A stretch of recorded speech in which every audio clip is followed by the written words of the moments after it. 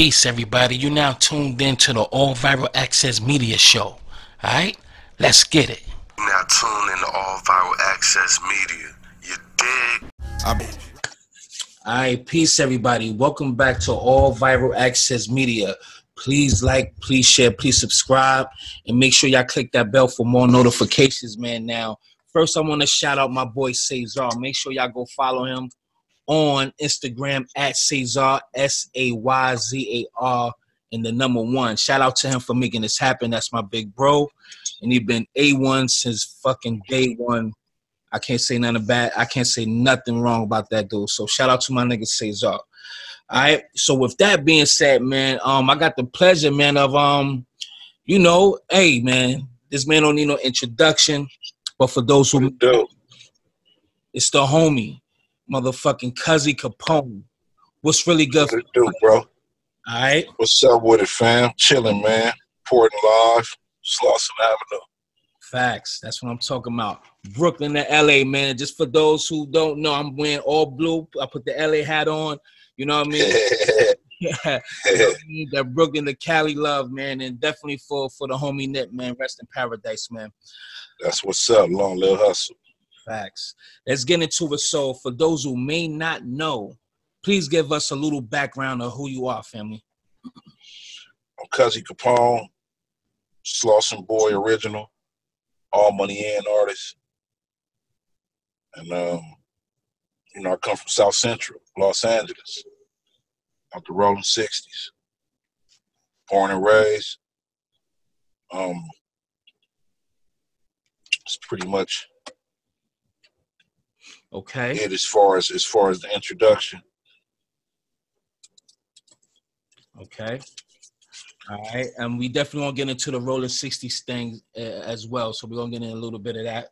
All right. But you were a part of a group called the Slauson Boys, man. And, y'all had the roller windows up, bang. Yeah. Let's talk about, the Slauson Boys, man. How'd that come about? Slauson Boys, actually, Slauson Boy was a crew of blacks, individuals that came off of Slauson back in the day in the 70s that was like offsprings from the Black Panthers and shit like that. Okay. I took Slauson Boy and turned it into what the world knows it now as the group of which I created with Nipsey and myself. And we started, pretty much calling ourselves the Slauson Boys because we was raised off of Slauson as well. Right. But further up on the west side. So we just kind of took the name and just ran with it, bro. And started kind of like, making music and trying to make a name for ourselves with that. Okay.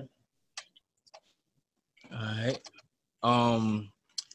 And you do have a you had Crack Babies 1 and 2, Definitely. Let's talk about that. The latest part 2 project that you you just put out. Let's talk about that. I dropped Crack Babies 1 and 2 with a childhood friend of mine, Baby Wee Dog, and we set out to kind of just give them our story of our era, growing up more in the 80s, 90s. Right. When the crack was really evident and prompt, and just try to explain our view from that side that people didn't really get to hear or see or understand. I know it relates to ghettos everywhere. Facts. So I thought of that concept to just kind of try to tap in more with everybody instead of like my solo projects, American History, which having the history in it kind of segregated my music from the rest of the world because it was like music from a 60s point of view instead of just relating to everybody. So I came with the Crack Baby concept to kind of fill that void, fill that space. Right. And I added my homeboy as a partner in it, more like not necessarily like a group. That wasn't really our intention, but more like just somebody that I know was there with me that also has the talent and skill to portray that picture and show that vision.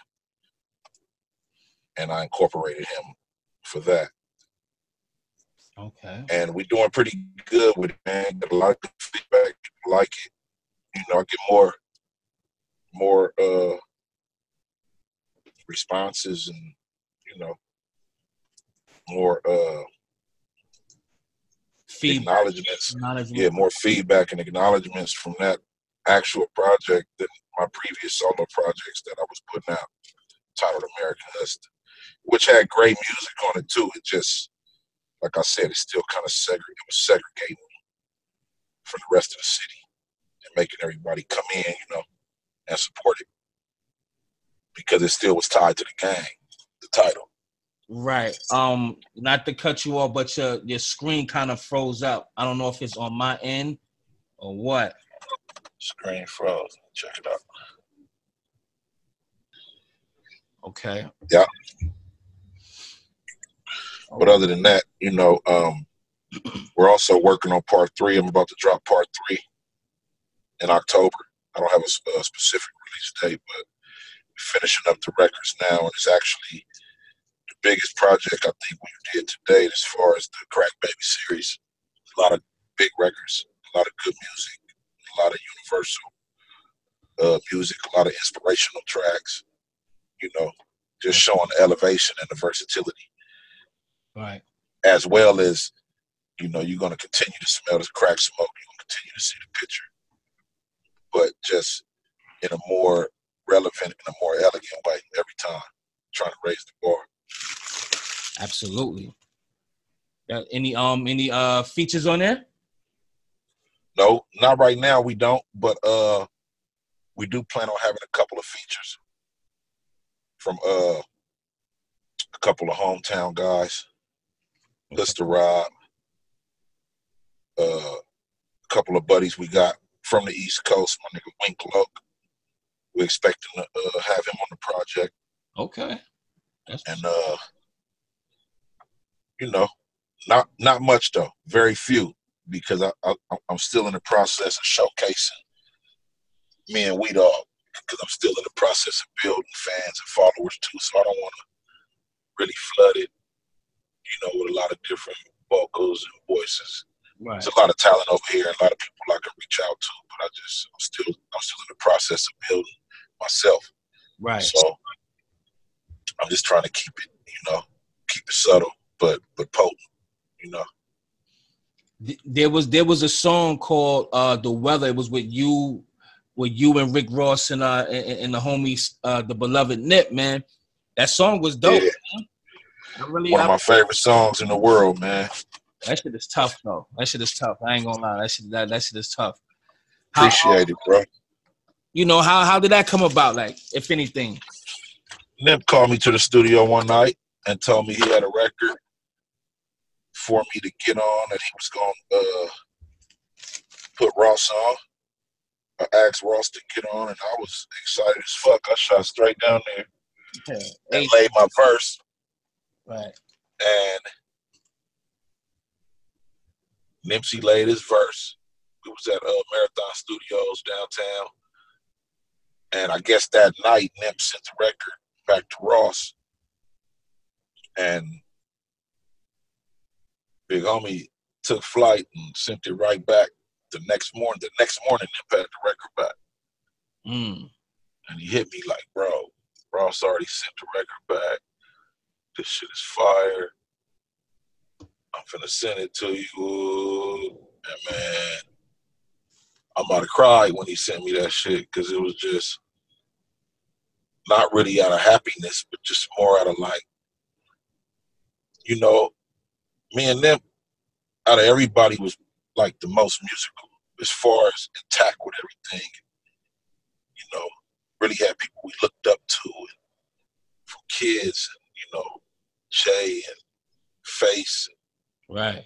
You know, Pac and Snoop, and, you know, M, all the legends and all the real lyricists. You know, even down to like Styles and Locks and Jada and Sheik. It's like, niggas really admired these niggas from like day one.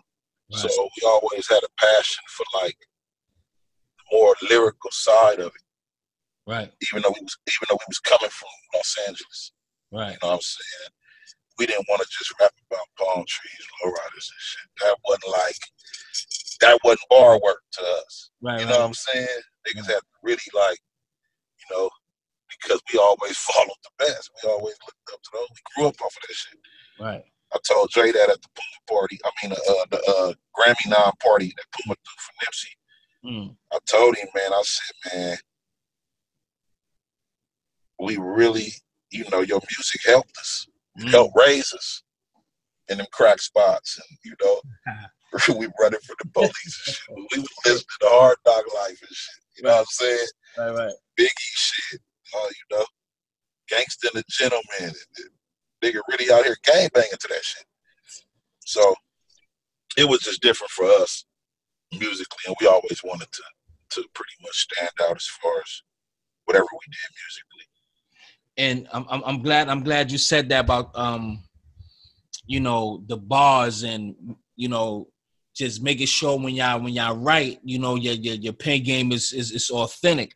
So and that's an automatic good segue to my next question, because the song Slauson, I'm not gonna lie, homie. Every bar, every word you said in that song was A1. Thank you, bro. I appreciate that. I'm dead ass. Every word in that shit is A1. So I appreciate that, bro. I even got that in my car, so I play that shit. You know what I'm saying? I it's on my CD. I play that shit all the time in my motherfucking car. So that shit is dope. So, and it's funny, some of the shit I was relating to on that record, just naturally coming from where we come from and just knowing how this shit go. Right. You know, I recorded that record like maybe 3 or 4 months before bro even passed. Right. But it was so relevant to what happened when he passed. It made the record like just special as fuck to me. Now when I hear it, it's like I don't even hear it in the same light that I used to hear it in after, you know, when I did it. You did it right. It's different. It's like I painted the whole picture of what happened 3-4 months before it happened. You know, it's definitely a song. It's hard for me to listen to now. I listen to it still, like if somebody else play it, but I haven't really played it personally. That shit crazy. Yeah, man. Oh, because it's gonna. These is my next questions, but I'm before I go to the next question. That song is fucking fire. So everybody, if you haven't heard it, please go put in Cuzzy Capone Slauson, family. That shit is fire. Appreciate that, bro. Really fucking talk. Appreciate that. All right, now, how did you meet Nip, and how long y'all known each other? Met Nip in 03, I believe. I believe that was 03. Because I had just came home from prison in 02. And I was selling dope and pills in a spot on Dinker the whole year, the rest of the year 02, till I discharged on parole. Then I moved back on the block to Granny's. I was really kind of doing bad. I wasn't really doing bad. I was just kind of at a flat bottom pace, you know. Right. So I moved back on the block and met a guy named Dexter Brown that had moved on the block that I grew up on. He had moved on the block since I had been gone. And when I moved back, I met him. And he kind of took me in so I wouldn't have to, you know, be all at grandma's coming in late and shit. Right. My aunties and them, they wasn't having that shit. They didn't like all that shit. I'm smoking in the bathroom, trying to blow the shit out the window, all that type of weird shit I was going through. Right. You know, and he took me in and let me start, you know, sleeping in his back house. He had a back house that was kind of set up like a little baby apartment with a bathroom and a kitchen. But he had a lot of studio equipment that he wasn't using. He was from Trinidad, so he wasn't really familiar with. He's a photographer, you know, so he wasn't really familiar with the buttons of keyboards and, you know, doing all that shit. So I stayed back there with him maybe a month, and we would just talk about music with the shit with plastic covers all on top of the shit. Like the keyboard, the cord, everything had covers on it. We weren't even using that shit. We would just talk about it every night. And one day I was standing outside, to make a long story short, and Nip came walking down the street with two of his other childhood partners, which is Ronald Styles and Rempaw. Okay. You know, and we introduced each other. I seen him. What made me say something to him is Rollo had an MPC under his arm. Oh, wow. So, drum machine. You know, a light bulb went off in my head like these young niggas must do music or something. Right. Let me holler at these niggas. Because I was at the time where I was so thirsty to do some music. I needed to do anything. You know, my career hadn't even started yet. I was just trying to figure some shit out, just in life. Right. And I ended up connecting with them, man, that day.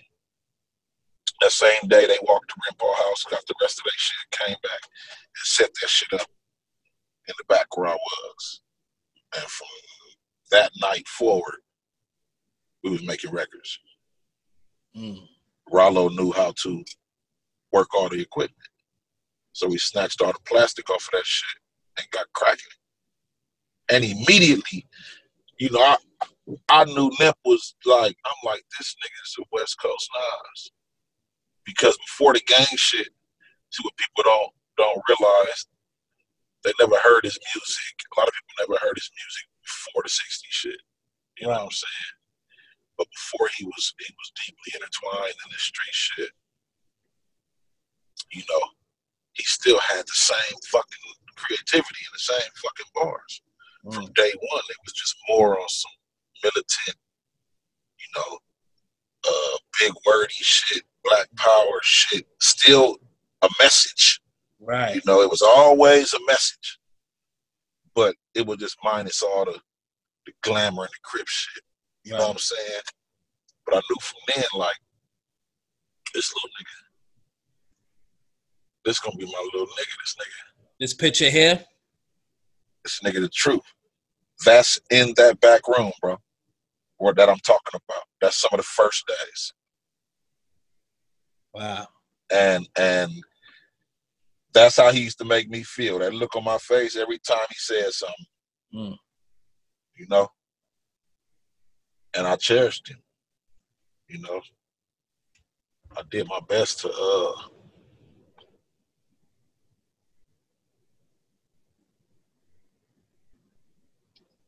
just teach him what I know.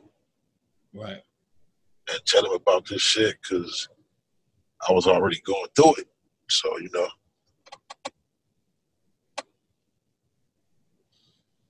I just feel bad, man. I feel like, I don't know, personally, I feel like I could have did a lot more.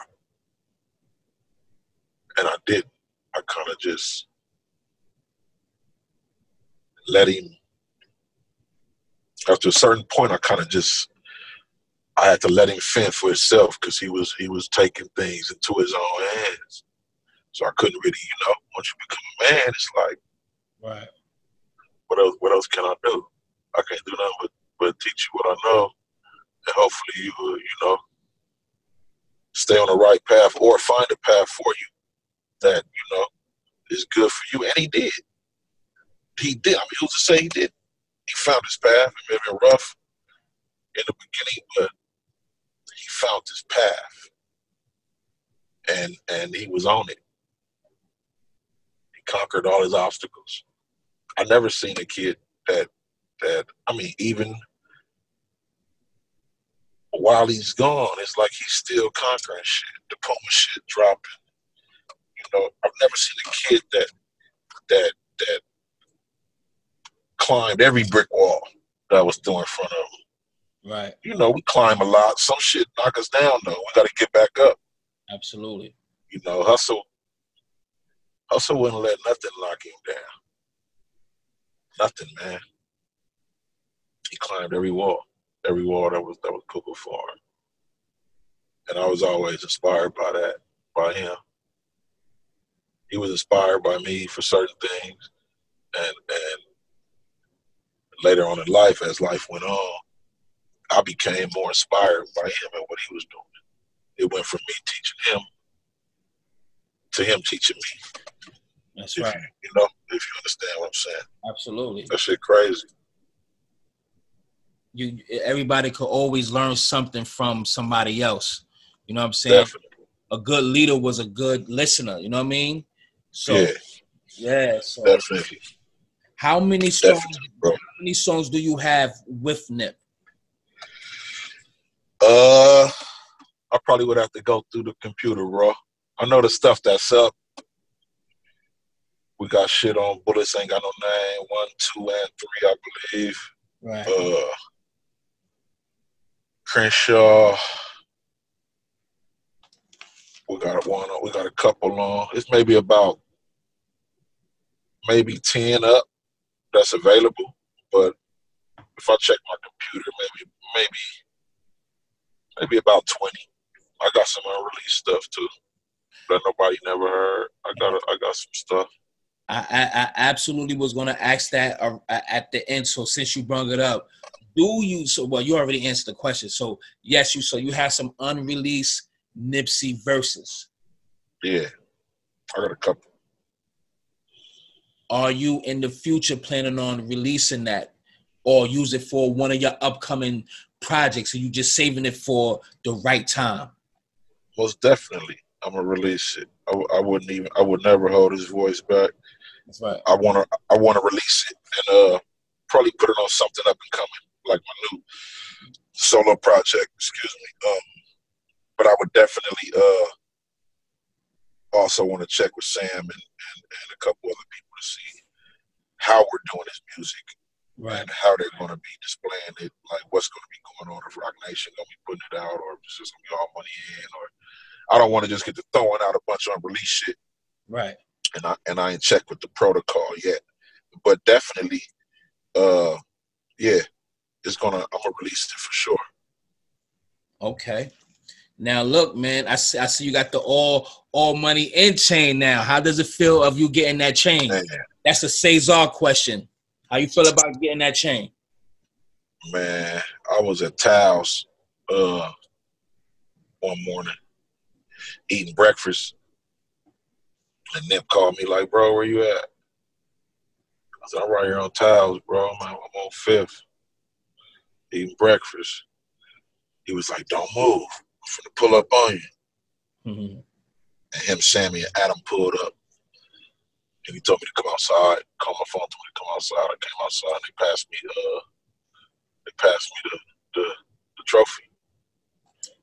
He had about 8 of them, 10 of them motherfuckers in the car, and they pulled up on me first, man. And you talking about turned the nigga into a baby again. Mm-hmm. It was just something I'll never forget.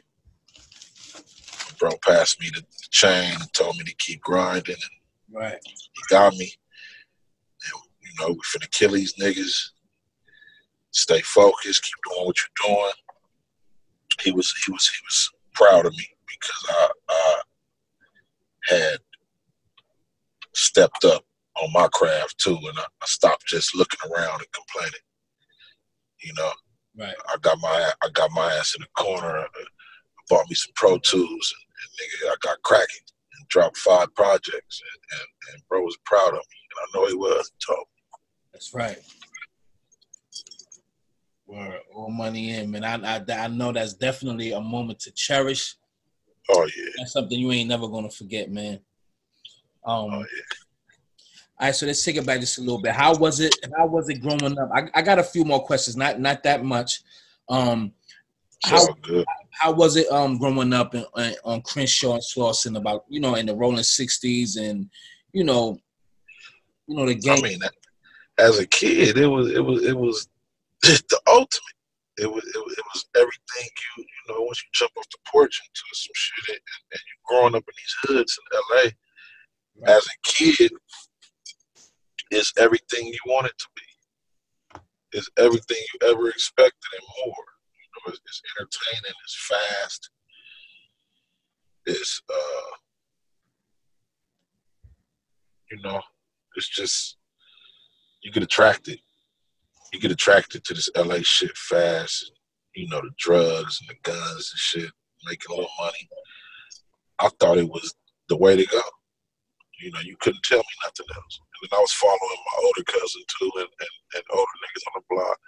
Right. When I came outside, I seen all the dope niggas and the rings and the chains, and you know, I thought that shit was the way to go. Yeah. Definitely the pussy motherfucker, okay? Oh yeah, definitely. But the fact of being accepted and feeling like, you know, these niggas accept me and love me, and you know, this what I'm with, this what I'm riding with, you know. A lot of kids be looking for that anyway. Right. Acceptance or just friends, and they usually end up migrating with the niggas that's closest, the niggas on the block. So you end up repping the gang. A lot of niggas didn't make it over here, man. A lot of niggas left. A lot of niggas died. It's a lot of niggas still in jail from when I started. Niggas I can remember from when I was a kid that I've never seen again. Damn. Never. Like, niggas is still in jail. You know? So, a lot of tragedy. What made you change your life around? Sorry to cut you off, King. To be honest, just getting older and recognizing what was most important. You know, your homeboys or your family. Fucking a different bitch every night, or making sure your kid in the bed so he can get up for school. You know? Mm-hmm. Shit like that, man. I just started looking at the shit that was most important and focusing on that. And also being aware that, you know, we don't live forever. Who wants to do the same shit for the rest of their life? I don't want to be 45, 50 years old, still throwing up motherfucking gang signs. How does that look to a nigga kids? Sure. How does that look to your mom? You know what I'm saying? Yeah.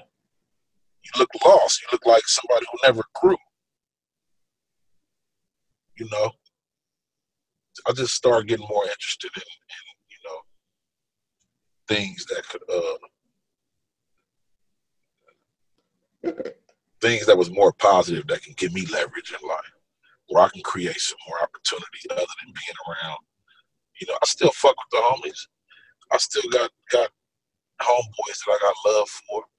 The hood as a whole, I can care less about.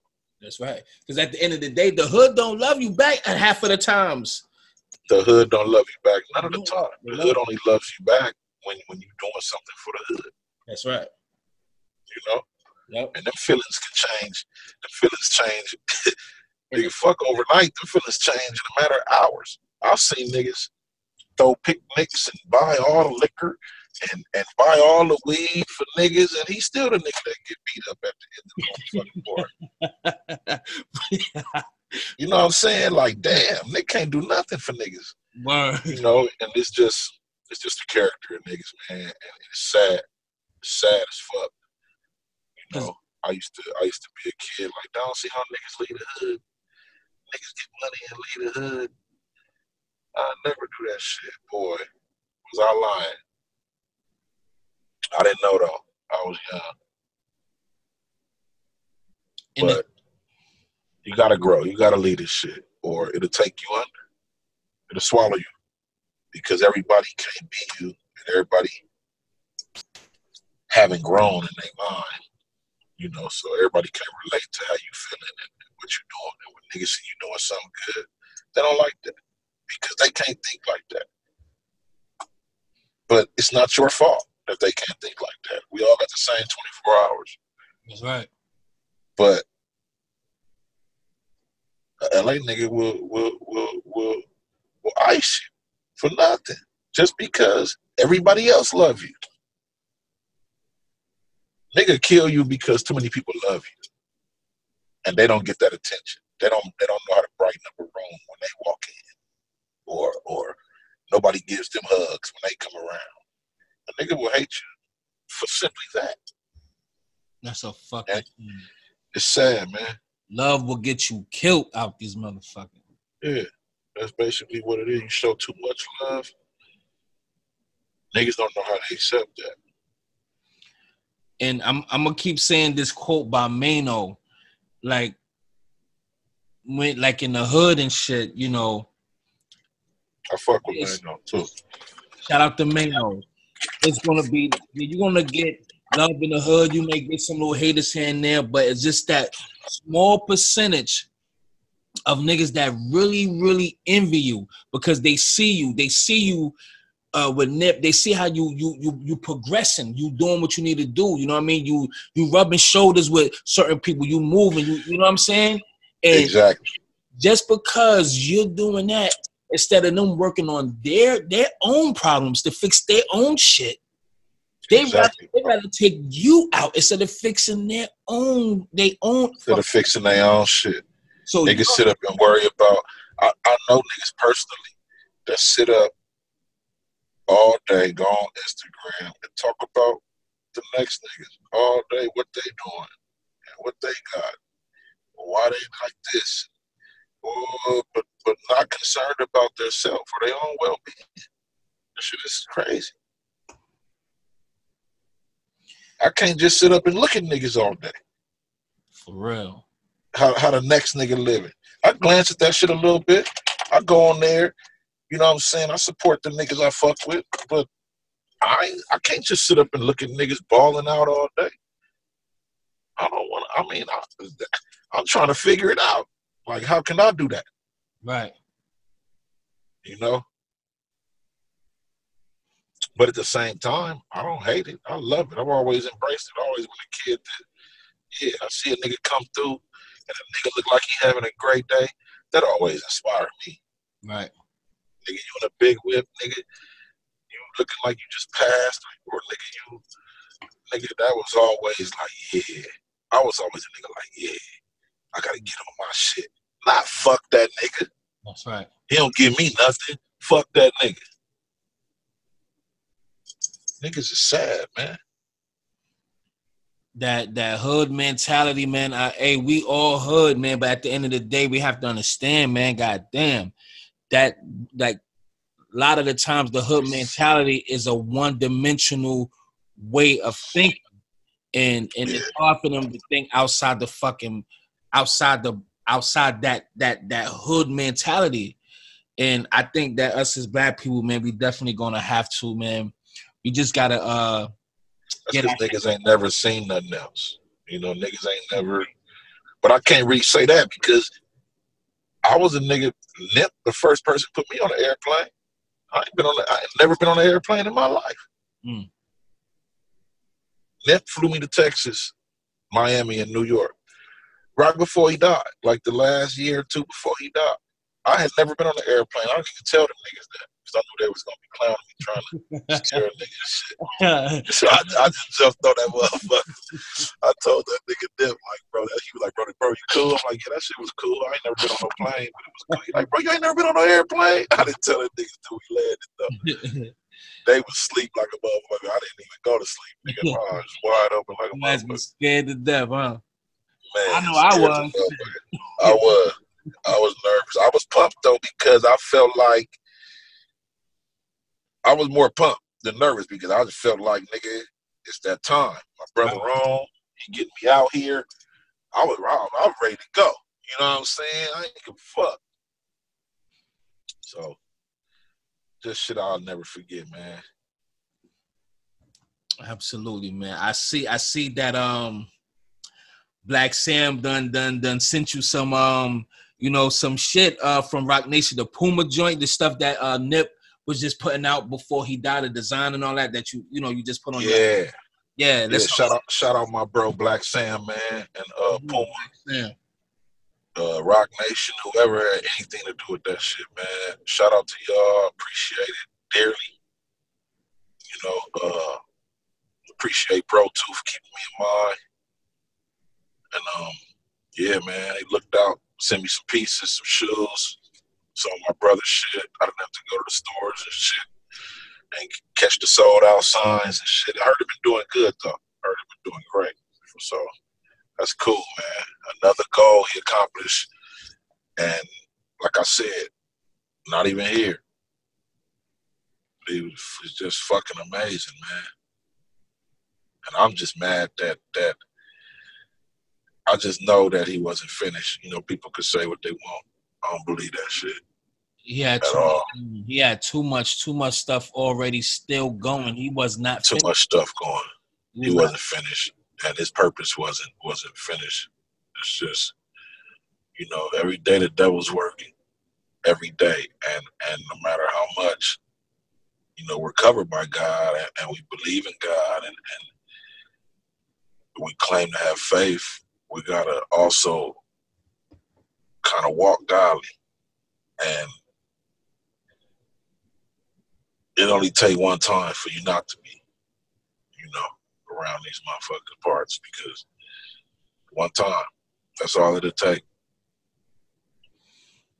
And he let his guard down, and that's what happened. So yeah. Niggas gotta make sure that they walk in a certain light, man. And like I tell motherfuckers all the time, every step is precision. Every motherfucking step. Not every half a block. Because 2 driveways, you can get smacked before you even make half a block. Every motherfucking step is precision, man. When you living in these hoods, when a nigga down in the ghetto, where they got all this shit fucked up for niggas. Everywhere, not just here. Where you at, everywhere. Philly, they got this shit fucked up for niggas, man. It's designed for niggas to fail. So, if you're not aware of that and walking in a different light, then it's a good chance you're gonna fucking fail, man. They got it set up. It's inevitable. Yeah. It's inevitable, bro. And it's still fucked up. It's still a modern day slavery. It's still a modern day concentration camp. You know, they put all the fucked up food in our markets. They put all the everything, the whole mosh pit, the drugs, the guns, the meat niggas is eating. The vegetables is even fucking contaminated. That's right. Nigga, if you go on to the grocery stores where it's predominantly niggas, that shit is garbage. It's the bottom of the barrel. You know? So they trying to kill us one way or another. And niggas don't realize that. Niggas just think, want to sit back, they expect somebody to give them something. I don't get it. And everywhere we look, everywhere we turn, they trying to kill us from that shit. If we think this shit is organic, man, everything from the deodorant niggas wearing to the soap niggas is using. Niggas don't know. Right. Nigga, these phones and TVs we looking in, all this shit is fucked up. All this shit got cancerous ass attributes to it. Every single thing we touch, eat, look at, motherfuckers don't even know that yet, though. Motherfuckers don't even realize that part. They so worried about everything else. The air we breathe, goddamn it. Yeah. This air. chemtrails and shit. You know what I'm saying? Like, the air. Crazy. The air. I was telling motherfuckers, niggas thought I was crazy when they dropped that motherfucking chicken sandwich. Popeyes, I said, you see that? They made niggas pay all that money for some shit that niggas don't know what they put in that shit. That's right. Come on, bro. If they wanted to just kill 1 million niggas in the 5 million niggas in the next 5 years, niggas start dropping. Niggas wouldn't even remember that chicken sandwich. Niggas just dropping, dying in their sleep. You wouldn't even remember that fucking chicken sandwich for 5 years. And then, and not only that, they took what? How much they made off that shit? 2.5 million or something. Exactly. And $23 million worth of free promotion. They didn't even have to pay for it. Come on, man. And then black motherfuckers, y'all up there fighting. One pulled the gun out because they ain't have no more in Houston. Motherfuckers jumping through the drive-through window like for real. Yeah, that shit is like, come on, man. I ain't touched that motherfucker. Me Because neither. the nigga don't know what's in that motherfucker, man. All the shit fucked up anyway. But for them to make the whole world go in a motherfucking frenzy like that, ain't no telling what's in that motherfucker. But anyway, that's here and there. Niggas thought I was crazy though when I bring that type of shit up. That shit was a social experiment, man. And it worked. It worked. Now, all right, just a few more, man. Listen, now I this is a sidebar because of what you said a little bit earlier, man. Nip said in a rhyme, which is one of my favorite songs too, "Tonight Is My Night." I really love that song. "Tonight Is My Night." He said, "Cops hate it. Cops hate and they hope my homies kill me." Yeah. Now, oh man. Look, if this is pre-recorded, so you can always tell me to edit shit out, and I edit it out. So, we know the fucking police was on his heels at the fucking store. You know what I'm saying? And they try to get him out. They try to go to the property owner, tell him like, hey, get these niggas, these jigaboos, hey, get them out of there, kick them out. And the dude actually sold them the whole fucking property. So that's gonna make police even more mad. I told you to get these niggas out of here. You gonna fucking sell them the whole fucking property? You know what I mean? And I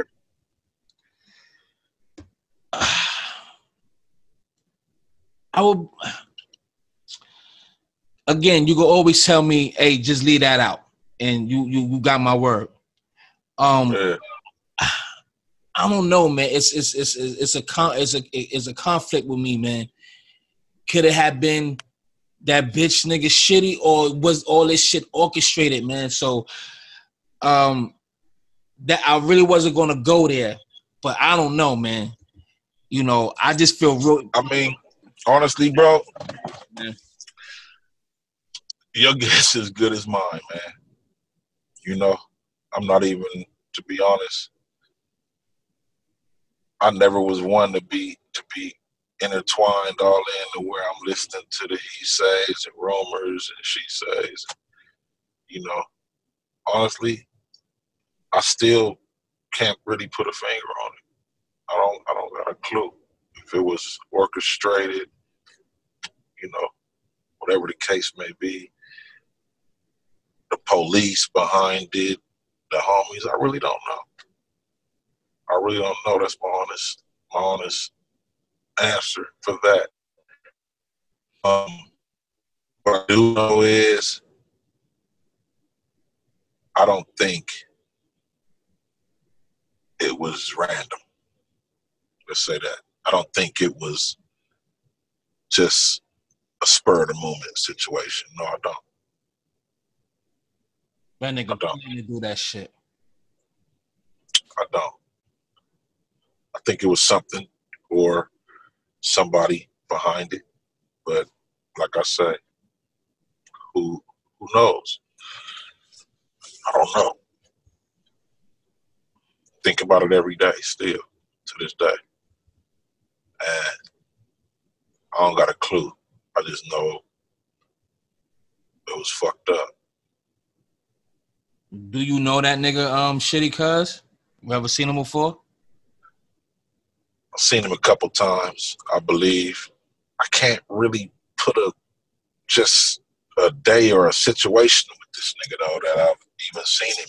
Like, people tell me I know him. A few homies like, you know him, you know this little nigga, he used to be over here, he used to be over there. But you know, again, like I said, I don't be keeping up with this shit like that. I meet these little niggas now. You know, tomorrow, nigga, I don't know who you is. I ain't trying to keep you in my data bank. You know what I'm saying? I'm thinking about other shit. My family, my kids, my music. Right. So I run across a lot of niggas all day, every day. New niggas, oh, what's up, big bro? Oh, what's up, big homie, big oh. I shake niggas' hands every day. I meet new niggas. And I just can't really I really don't remember that nigga like that. Right. But I'm pretty sure I seen him a few times. He didn't stick with me. Like he wasn't nothing that I, Right. cared about knowing further than that day for sure. So I don't know, man. All I know is he ain't cool. Now, we about to be out of here. Now, what you think about the murals that's all over LA in the world and the impact that everybody is feeling? How he impacted the world, man. And it's kind of crazy how once he's gone down, the world knows this. You understand what I'm saying? Like now you want to embrace it while it's living. Give the motherfucker the flowers while he's here. Don't wait till he's gone. That was sad to me. Yeah. At first, I didn't really dig it because I sat with Nipsey on several occasions and had conversations with him where he knew like people didn't respect him yet, people didn't respect his music yet, but none of that shit. People didn't really start respecting him until they start seeing his business moves, right, and seeing the rooms and positions he was getting himself into. But at the same time, the music around the world still wasn't respected like that. We knew that. You know what I'm saying? Nip had his own cult fan base, but as far as the world, everybody was still being modest with Nipsey music. In other words, they wasn't really trying to acknowledge it. Niggas was listening, but they wasn't really trying to acknowledge it. And then he left, and then it's like every verse is a scripture now. Right. Like now niggas see I had it right. Like he said, niggas thought I had it wrong. That's right. Now them niggas know I had it right. And the mirror, I appreciate the light that they holding him in. Though that I do. Whether you didn't respect him when he was here, if you respect him now, hey, I appreciate it. However it comes, just respect him because he deserves it. He deserves every bit of it. And I appreciated the murals. I don't think no other artist got as many murals as him. Right. In history. So he got murals from here to China and shit. So I don't think there's been more all money in tattoos or logos or that nigga face than any other artist. From what I've just seen thousands of them. Like that shit didn't happen with other niggas. Not taking nothing away from nobody else's legacy or what they stood for. But kind of everybody came in once they seen what he was really trying to do and what he was really about. From kids to 80-year-old women that had never heard of him before in their life. They walk around here with Nipsey Hussle t-shirts on and shit. So I appreciate that part, man. I just pray that, the world never let his name die. You're going to hold him in the light, keep him in the light. What is the thing that Nip said to you that will stick with you forever? Wow.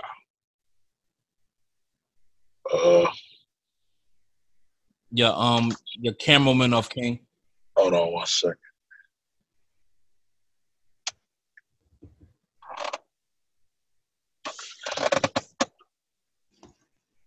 I'll put the speaker on. Here we go. Okay. That's a good question, man. I don't know, bro. That's a deep one. Had a lot of conversations with bro that really so much shit he said I appreciated and liked. I don't know, man. Dang.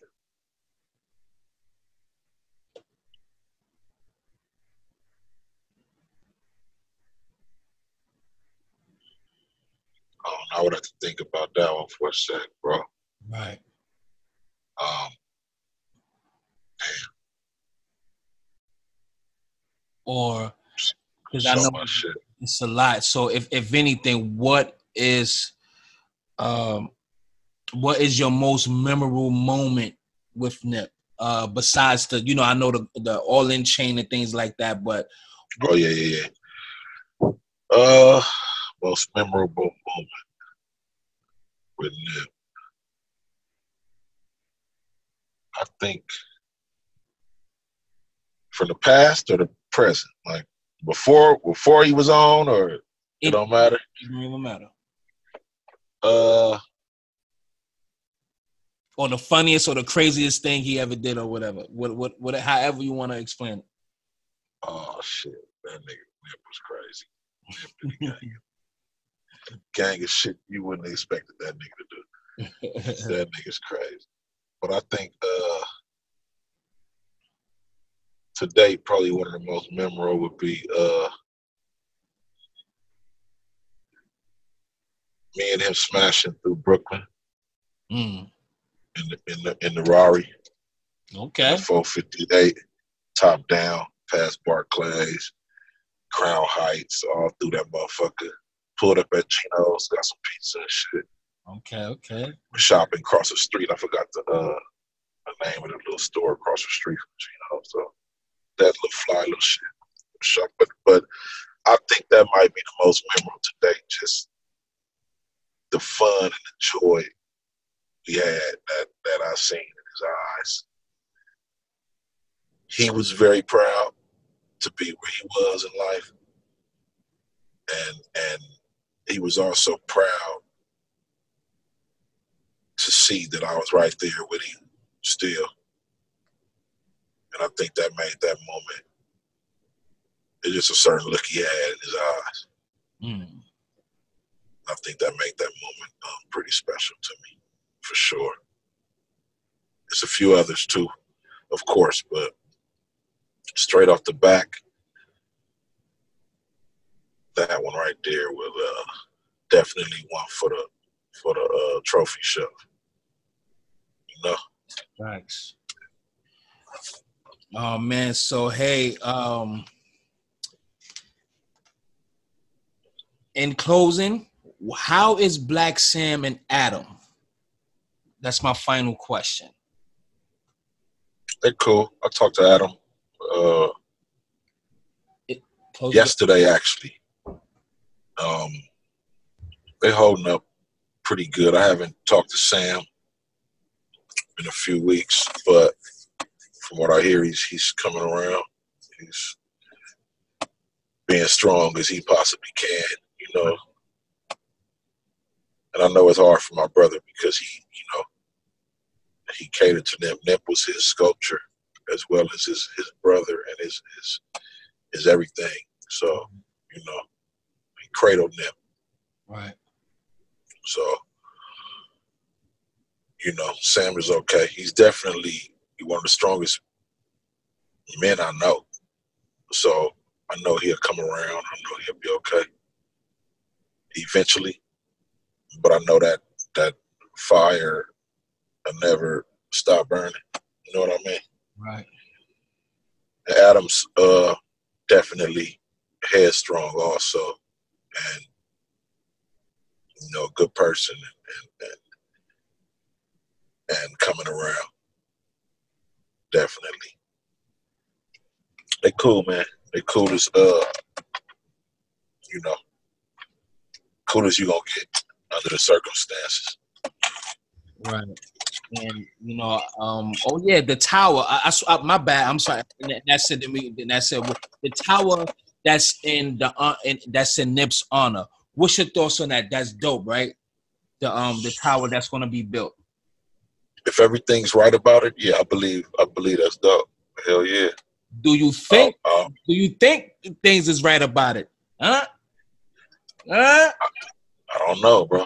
I'm not sure. I don't know who's behind what, or I seen Lauren post something about it, so I'm thinking it's in the right light, but other than that, I really don't know, man. I really don't know. I don't ask too many questions. I just kind of just go off what I see, and I try not to be too inquisitive with shit that, right. That really don't got nothing to do with me. I try to stay my ass out the way, stay out of people's face, you know what I'm saying, and do what I got to do to prosper and level up. I can't afford to waste time bothering other people, you know. Right. I just kind of wait for shit to unfold and go off of that. Just go off of what I see.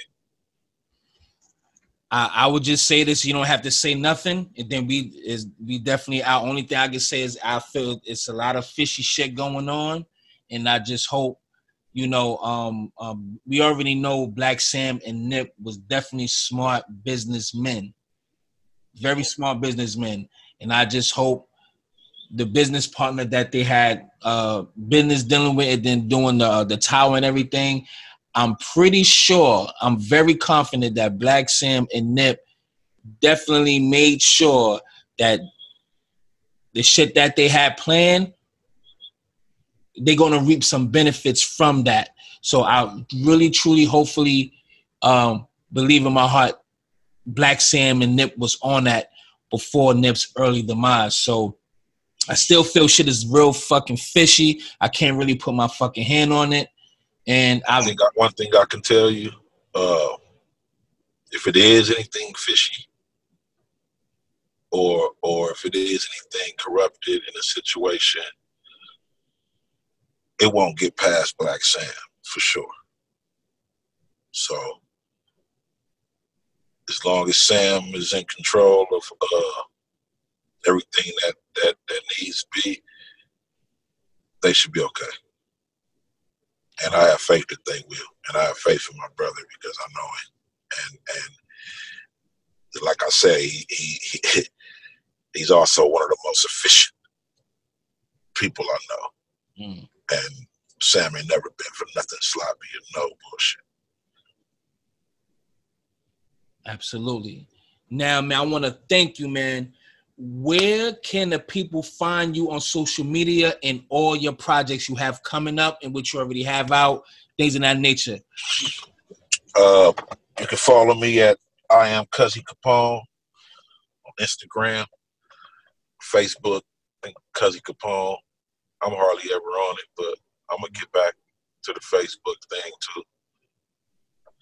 Twitter at Cuzzy Capone. All my projects or it should be everywhere digitally. Okay. Spotify, all the streaming sites and the pay sites. American Hoodster 1, 2, and 3. Palm Tree Music. Right. Crack Babies 1, Crack Babies 2. And I'm currently in the process of finishing Crack Baby 3 right now, that I plan on dropping in October. So y'all look out for that, man. It's heavy too. A lot of big records. And a lot of street knowledge. Dope. And it's fun too. We got something for the ladies on it. You know what I'm saying? I got a few soft pretzels on there. I know the girls ain't gonna be expecting, man. You know what I'm saying? You know? But it's cool, man. It's gonna be a good look, I believe. Yo, and I'm definitely gonna check that out. Everybody, y'all make sure y'all go follow him, man. Again, go listen to Slauson too, man. That's my shit right there. Please make sure y'all go follow, y'all support all his music, support the movement, all money in, rest in peace, Nip, Marathon continues. And man, it was a pleasure. It was a pleasure, man. And hopefully we could do this again sometime in the future, man. And I appreciate this interview, family, for real. I appreciate it too, bro. It's love too. You know what I'm saying? I appreciate that. Brooklyn to Cali, baby. We out this month. Brooklyn. South Central, let's get it. Peace.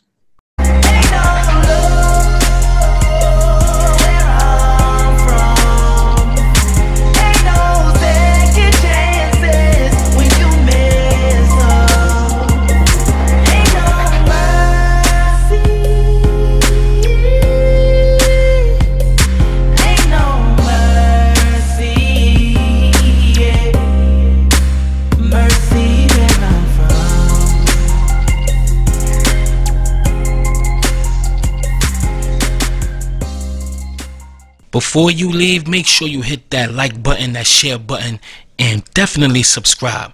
All right, this is All Viral Access Media. Okay, and I'm out this mother.